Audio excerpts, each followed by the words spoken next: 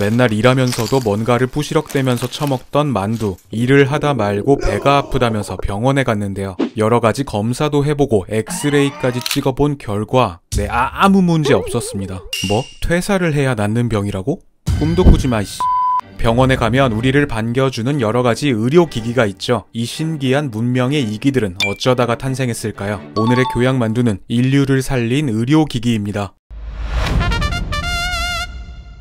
의사 이미지를 검색하면 죄다 목도리처럼 하나씩은 두르고 있는 이것, 의사들의 마스코트 청진기입니다. 원래 의사들은 환자의 가슴이나 등에 직접 귀를 갖다 대거나 신체를 두드려서 나는 소리로 청진을 했는데요. 이 방법에는 문제가 조금 있었습니다. 우선 뚱뚱한 환자는 청진이 어려웠고 환자들과 직접 접촉하면서 의사에게 병이 옮을 위험도 있었죠. 게다가 1800년대 대부분의 의사는 남성이었는데요. 당시에는 여성 환자들이 외간 남성에게 신체를 보이는 것이 거의 불가능한 시대였기 때문에 병을 참다가 숨지는 경우도 많았다고 합니다. 1816년의 어느 날 한 의사가 심장 질환이 있는 비만의 여성 환자를 진찰하게 됩니다. 르네 라에네크라는 프랑스의 의사였죠. 고민을 하던 그는 문득 나무 토막을 떠올립니다. 나무 토막의 한쪽 끝에 귀를 대고 다른 한쪽을 바늘로 긁으면 소리가 물체를 타고 더 크게 들리는 원리였죠. 그는 종이 한 묶음을 말아서 한쪽은 자신의 귀에, 다른 한쪽은 환자의 가슴에 댔는데 역시나 환자의 심장 소리가 평소보다도 더 잘 들렸습니다. 이를 계기로 라에네크는 청진기를 개량하는 실험을 반복했고요. 1819년에 지름 2.5cm, 길이 25cm의 나무로 만든 청진기를 만들어냈죠. 번외로 간혹 사극에서 의원들이 왕족 여성의 청진을 할 때 명주실을 이용하는 장면이 나오는데요. 사실 이 장면은 극적으로 보이기 위한 허구일 가능성이 높다고 합니다. 실제로는 직접적인 터치를 피하기 위해서 손목에 천을 얹고 그 위로 맥을 짚었다고 하죠. 다리를 삐끗해서 외과에 가든 이가 아파서 치과에 가든 여러분도 한 번씩은 이런 말을 들어보셨을 겁니다. 엑스레이 한번 찍어봅시다. 엑스레이는 독일의 물리학자 렌트겐이 1895년 11월 8일 금요일 늦은 오후에 발견했습니다. 그는 암실에서 음극선의 성질을 알아보는 실험을 하던 중이었는데요. 음극선이 뭐냐고요? 음극선이란 영상이 너무 길어질 것 같아서 패스하겠습니다. 여튼 렌트겐이 실험을 위해서 음극선관을 검은 종이로 감싼 후에 전류를 흘려 보냈는데 상식대로라면 검은 종이 때문에 빛이 새어나오지 않아야 했습니다. 그런데 이상하게도 버튼을 누를 때마다 근처에 있던 백금 시아노아 바륨을 바른 종이가 초록색 형광빛을 냈죠. 게다가 이 눈에 보이지 않는 광선은 어찌나 투과력이 강한지 두꺼운 책, 나무, 고무, 유리까지 뚫고 지나가는 성질이 있었습니다. 렌트겐은 이 광선에 미지의 수 X를 붙여서 X선이라고 이름 붙였죠. X선의 빛을 이용해 사진도 찍을 수 있겠다고 생각한 렌트겐. 그는 무서워하는 아내를 설득해서 아내의 손을 X선으로 찍었고 놀랍게도 이런 사진을 얻게 됩니다. 참고로 그의 아내는 이 사진을 자신의 죽음을 예고하는 사악한 징조라고 생각했다고 합니다. 여튼 X선 발견은 렌트겐이 최초의 노벨 물리학상을 받을 정도로 대단한 업적이었지만 대인배였던 렌트겐은 X선에 대한 특허를 포기했습니다. X선은 너무 센세이션이었기 때문에 당시 오락 장소나 백화점에도 있었고요. 심지어 구두 상점에는 X선으로 피팅을 하는 기계가 있었다고 합니다. 자신의 뼈를 보고 싶어서 난리난 사람들이 길게 줄을 설 정도였죠. 요새 수영에 빠져서 건강하다 못해 건장해져 버린 짠미. 이런 짠미도 강아지 때는 예정보다 일찍 태어나는 바람에 인큐베이터에 들어가 있었다고 하는데요. 최초의 인큐베이터는 1880년 프랑스의 산부인과 의사 에티엔 스테판 타르니에가 만들었습니다. 동물원에서 새를 부화시키는 기계를 보고 바로 이거다 싶었던 타르니에. 그는 동물원의 책임자였던 오딜 마틴을 찾아가서 갓난아기들을 위한 부화기를 만들자고 꼬셨고 결국 설득에 성공합니다.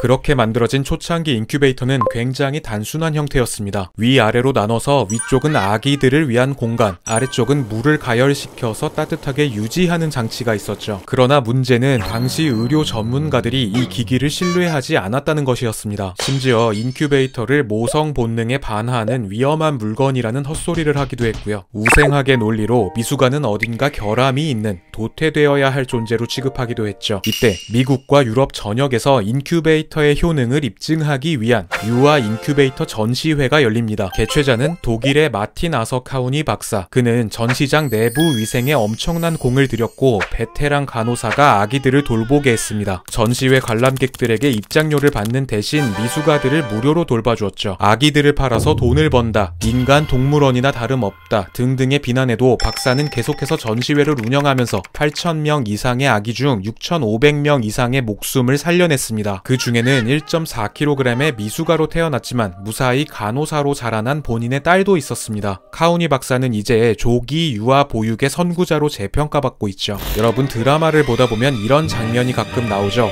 호흡곤란으로 쓰러진 주인공에게 다가와서 인공호흡을 시도하는 꽃미남. 더러운 주둥이 치워. 심폐소생술, 약자로 CPR이라고 하는데요. CPR은 첫째 인공호흡, 둘째 가슴 압박, 셋째 심장 전기 충격, 이렇게 3단계로 구성됩니다. 특히 세 번째 전기 충격 요법은 인류가 전기를 만들 수 있게 된 19세기 이후에나 가능했는데요. 다만 그 이전 시대에도 죽은 사람을 전기로 살려낼 수 있다는 일부 믿음이 있었습니다. 16세기 중반, 죽은 개구리의 뒷다리가 전기 자극을 받고 꿈틀거리는 것을 발견한 루이지 갈바니. 그는 동물의 생체 전기가 흐른다는 이론을 발표합니다. 비록 이 이론은 뇌절로 밝혀졌지만 이에 영향을 받아서 죽은 동물이나 인간의 시체에 전기를 가해서 움직이게 만드는 쇼가 열리기도 했고요. 소설 프랑켄슈타인에서도 전기의 힘으로 죽은 시체가 살아나는 설정이 사용되죠. 전기 충격을 인간에게 사용해서 진짜로 성공시킨 사람은 클로드 백이라는 흉부외과 의사였습니다. 그가 수술을 하던 심장질환 환자가 수술 중에 심장마비에 빠졌는데요. 그는 45분 동안 심장을 마사지하면서 버티다가 당시에 자신이 개발하던 전기 충격기로 전기를 직접 심장에 흘려보내서 환자를 소생시킵니다. 당시에는 전기를 흘려보내기 위한 접촉 도구가 숟가락처럼 생겼는데요. 이후에 개량을 거듭해서 지금의 다리미 같은 형태가 됐죠.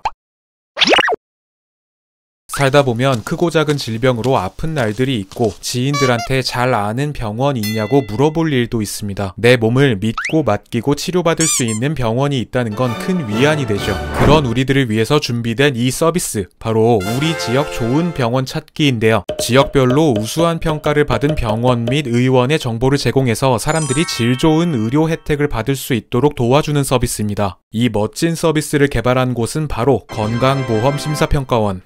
거기 어디서 들어본 이름인데 하셨다면 당신을 명예교양만두 멤버로 임명합니다. 저희가 예전에 심평원에 대해서 자세히 설명드린 적이 있었는데 똑같은 얘기 또 하면 재미없으니까 궁금하신 분은 그냥 이 영상을 좀 보세요. 그렇다면 좋은 병원을 평가하는 기준이 대체 뭘까요? 자, 이곳은 만두가 운영하는 병원입니다. 각종 의료기기들이 잘 관리되고 구비되어 있는지도 물론 체크하겠지만 담당 의사가 얼마나 진찰을 잘 보는지, 해당 질병에 적합한 시술이 들어가는지, 약을 남용하거나 오용하지는 않는지, 검사 결과가 얼마나 정확하게 나오는지, 거기에 이 모든 의료 서비스에 대한 비용이 합리적인지까지 여러 방면에서 평가를 진행하고 있죠. 너는 지금 당장 폐업해라. 현재 8개 분야 35개 항목에 대해서 평가하고 있고요. 항목에 따라서 1등급에서 5등급 혹은 양호 유무로 결과가 나뉜다고 합니다. 그 중에서도 1등급이거나 양호 판정을 받은 병원이 우리 지역 좋은 병원 찾기에 입성할 수 있죠. 우리 집 근처에 1등급 병원이 있는지 없는지 막 궁금해서 미치고 팔짝 뛸 것 같으시죠, 여러분? 빨리 그렇다고 해. 우선 건강정보 어플을 다운받아 주시고요. 여기 우리 지역 좋은 병원 찾기를 누르기 전에 병원 평가 정보에 들어가면 어느 병원이 몇 등급인지도 확인하실 수 있으니까 참고하시고요. 어디 저희 지역을 한번 검색해보면 네, 아무래도 1등급 받기란 아주 어렵나 봅니다. 근데 뭐 사실 병원 갈 일이 없는 게 가장 좋은 거 아니겠습니까, 여러분? 2022년 건강하고 즐거운 날들만 가득하시기를 바라겠습니다. 교양만두였습니다.